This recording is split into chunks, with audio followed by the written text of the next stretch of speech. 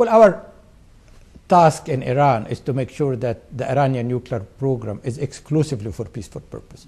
We are at it for the last 5 years. In the last 4 months in particular, we have made quite a good progress in clarifying the outstanding issues that has to do with Iran's past nuclear activities, with the exception of one issue, and that is the alleged weaponization studies that supposedly Iran has conducted in the past.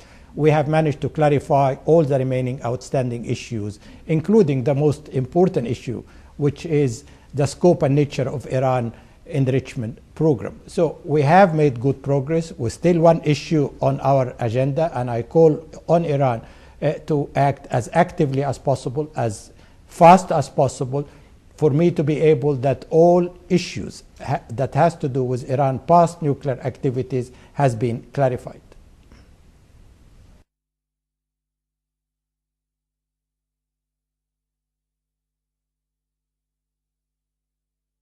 In addition to our work to clarify Iran past nuclear activities, we have to make sure naturally that Iran current activities are also exclusively for peaceful purpose.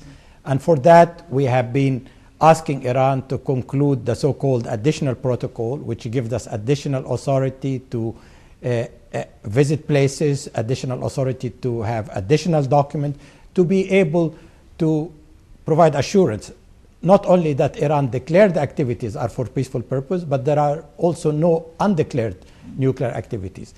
On that score, Iran in the last few months have provided us with visits to many places that enable us to have a clearer picture of the Iran current program. However, that's not, in my view, sufficient. We need Iran to implement the additional protocol. We need to have that authority as a matter of law. That, I think, is a key for us to start being able to build progress in providing assurance that Iran past and current program are exclusively for peaceful purpose. So we have the protocol issue and we have the weaponization, alleged weaponization studies.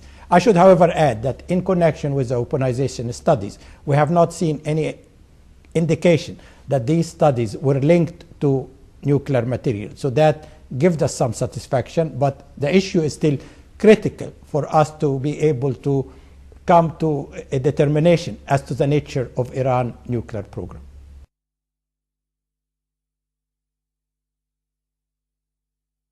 As a result of Iran running an undeclared nuclear program for almost 2 decades, there has been confidence deficit on the part of the international community about the intentions, future intentions of Iran nuclear program.